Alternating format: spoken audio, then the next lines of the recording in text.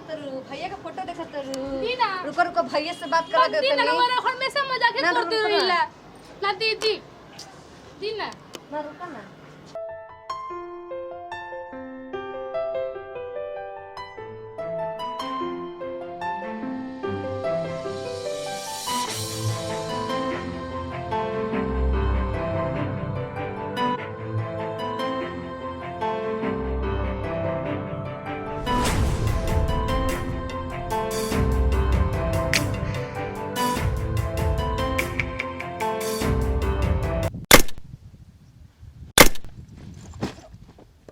Hello hello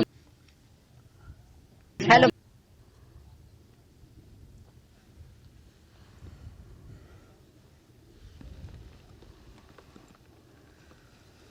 hello भैया हाँ छोटकी। दीना दी हेलो हेलो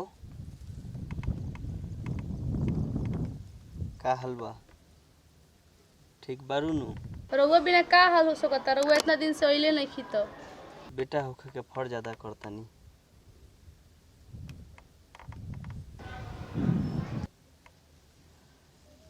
एगो भारत माई के कर चुका होतानी। कहिया रउआ आएम आई भाई बहुत जल्द।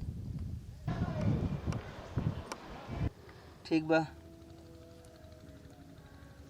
कुछ जरूरी काम आ गइल बा, हम तो से बाद में बात करतनी। ठीक बा ठीक बा। भारत माता की जय।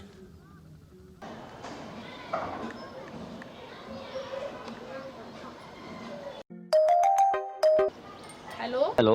हाँ हाँ भाभी जी। जी जय हिंद भाभी जी।